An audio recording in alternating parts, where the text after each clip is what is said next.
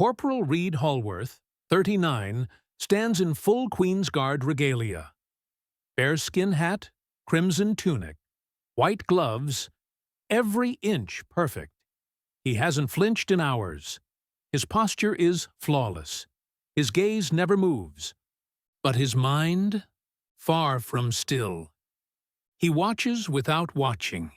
He counts movements, scans patterns, the crack of a shoe heel, the angle of a camera lens, the placement of a backpack.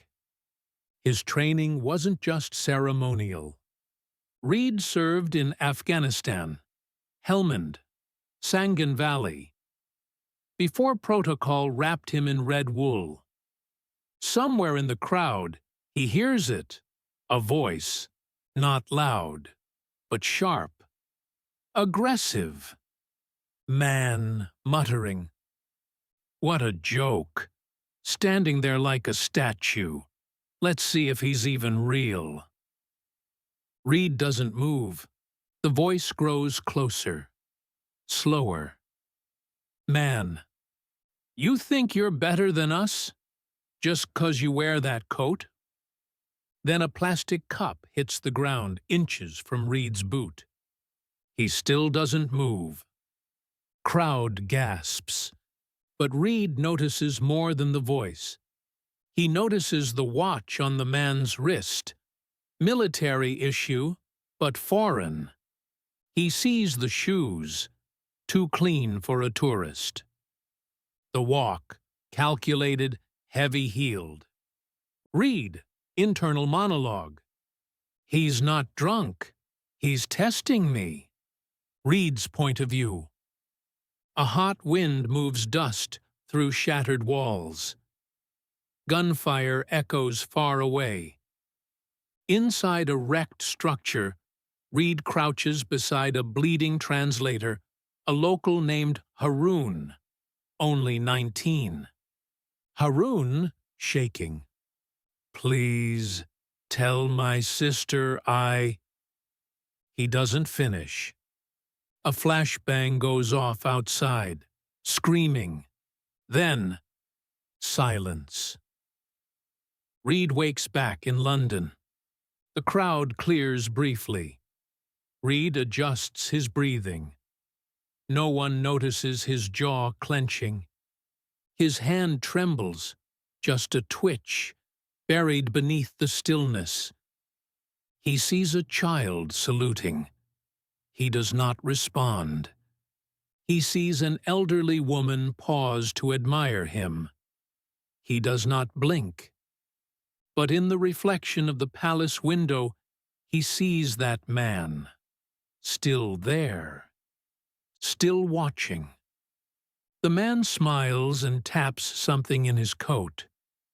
Security hasn't noticed him, but Reed has. That evening, Reed walks alone back to the barracks, his uniform packed, shoulders heavy. He avoids eye contact with the other guards. He showers in silence, eats in silence, sleeps in silence. But he dreams, not of Sangin, not of protocol. He dreams of the man's face, because he's sure he's seen him before. But where? His name? What was his name? Supervisors are discussing general security. No one brings up the man in the crowd. But Reed interrupts. Reed, there was someone watching us yesterday. Aggressive posture. Measured walk. Not a civilian. The others dismiss him. Commander, unless he crossed the rope or made contact, it's not actionable. Reed's jaw tightens. Reed, quietly. He's going to test the line, and I'm telling you now, he won't stop until someone breaks it. Reed gears up again. This time, every motion is slower. Measured. He tightens his boots with more force. checks his buttons 3 times. As he steps out into the courtyard again, he breathes through his nose and tastes static on the air. Something's coming, and it's not protocol that will hold him steady. It's the storm he's been trying to keep buried since the day Haroon bled out in his arms. Another overcast morning. Tourists arrive early. Security lines tighten. There's a different energy in the crowd, like people are waiting for something. Something to go wrong. Corporal Reed Hallworth stands again in full uniform, stone-faced, centered, but his heart is not still. He sees him. Same coat, same walk, same eyes. The man weaves through the crowd, slow, deliberate. Man, quietly, walking past tourists.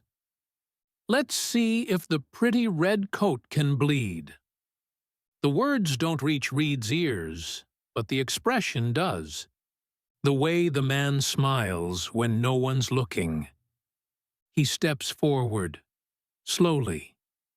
1 step, 2. A child's balloon drifts across the rope line.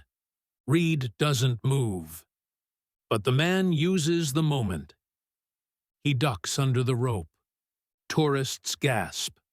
Man, loudly. What? You gonna stop me? Reed doesn't move. The man walks directly up to him, inches from his face. Man. They say you lot don't blink. I wonder if you scream. He shoves Reed's shoulder. Reed doesn't move. Then the man shoves again. Harder. A phone flies from someone's hand, recording everything. Reed's jaw clenches. Man. Nothing, huh? That's what I thought. But before he finishes, Reed moves. Fast, precise. His left hand strikes the man's arm, pinning it at the elbow. His right boot sweeps behind the man's leg. The man hits the stone ground, hard. Gasps. Silence. Phones record from every angle. A child screams. A guard nearby blows a whistle. Reed stands still again. But not the same. Reed sits in a sterile room. His gloves are gone. His hat rests on the table. His hands? Unshaking. Across from him, Commander Stiles reads a report.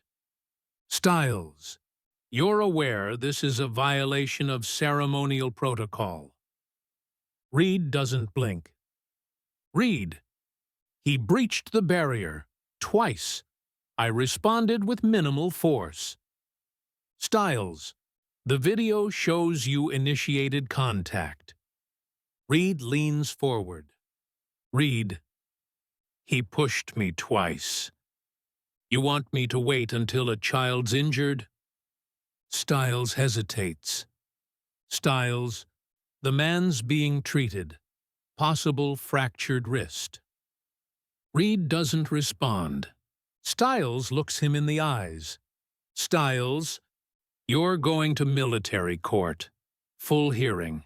The press is everywhere. Reed nods. Then, softly. Reed, I've been to war. This isn't the first time I've stood trial in my mind. Reed lies awake in his bunk. Others sleep around him. In his hand, a photograph. A young man, local Afghan clothing, notebook in hand, Haroon. On the back, handwritten, You saved me more than once, my friend. Reed closes his eyes. He sees blood. Dust. Boots over gravel. A man in a scarf shouting orders. He opens his eyes again.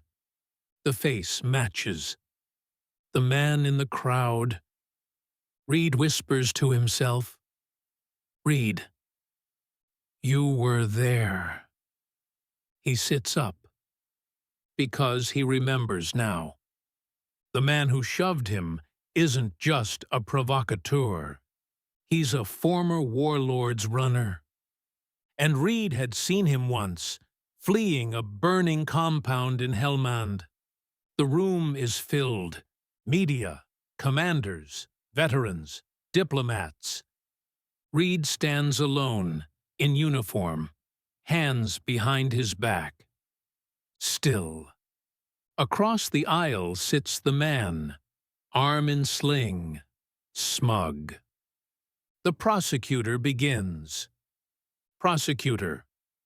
On July 4th, Corporal Hellworth physically engaged a civilian in full view of the public, without direct threat to life.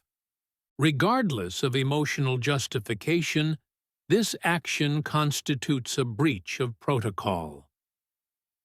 Reed interrupts, quietly, but clearly. Reed, that man isn't a civilian. Gasps. Reed. He was present at a war crime site in Sangan, 2016. I saw him running from a child prison camp fire. He escaped while the others burned. The room falls into a stunned silence. The judge leans forward. Judge, are you submitting this as formal accusation? Reed, yes, Your Honor. I request military intelligence review footage from Helmand Compound 14A. You'll find him in it. The judge looks to the prosecutor. Judge, motion to suspend proceedings. Launch full background verification. Immediately. Security footage from Helmand Compound 14A is retrieved. The tape is old, grainy, but there it is. A figure fleeing a burning structure. Children behind him. Screams. He looks back, face exposed for just a second. Freeze frame. Zoom in. It's him. The man who pushed Reed. Name, Farid Nazari. Alias in records, Haroun's cousin. Known for trafficking intel and children during conflict. Military court receives the file. A classified memo circulates, suspected involvement in civilian abduction and radical supply chains. No extradition due to ID concealment. Location unknown until now. Reed's accusation is confirmed. The judge returns after 2 days of closed hearings.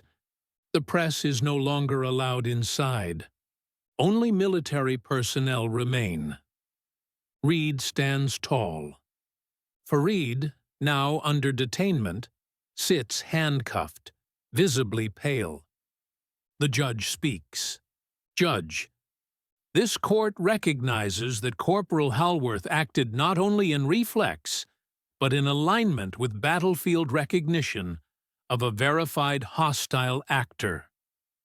Judge, what was perceived as a ceremonial breach was, in fact, a tactical response grounded in prior intelligence.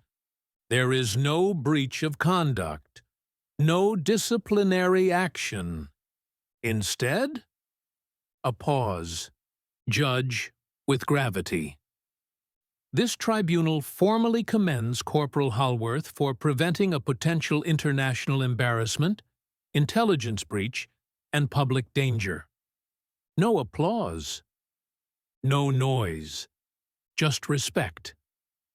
Reed exhales. Barely. Reed enters in uniform. The commander gestures toward a sealed folder. Commander, they want you off the square, but not out of uniform. He opens it. Inside, reassignment orders, Royal Security Intelligence Liaison, Special Task Division. Commander, you'll be part of a new unit. Quiet, watchful, selective. You're not the man who broke formation, Halworth. You're the man who remembered why you were trained to move. Reed stares at the folder, then folds it shut. Reed quietly. I never wanted to move. But when you've been to war, stillness is a lie. One final shift. Reed returns to his original post for the last time. Crowd is smaller now. Tourists quieter. He stands still. Not because he has to, but because today, stillness means something different. A child in the crowd salutes him. He doesn't react. But as the sun sets behind the palace, a second Queen's Guard walks up beside him, silent, respectful, and without a word, taps his shoulder. Reed turns slowly. It's Private Ellis, a younger guard he trained months ago. He nods. Ellis, you showed us how to move, without ever leaving your post. They exchange a salute, and Reed steps back, not defeated, but free. A room with no name. Wall monitors display footage from across Europe. A coffee cup sits beside a digital badge. Name, Halworth Reed. Clearance level, Red/7. Division, Royal Threat Intelligence. He watches screens, unmoving, until a red alert flashes. A voice from the comm, target confirmed. Do we engage? Reed presses a button. Reed, not yet. Let them think we're still statues. The screen goes black. Stillness is a weapon. But knowing when to break it, that's what makes you dangerous.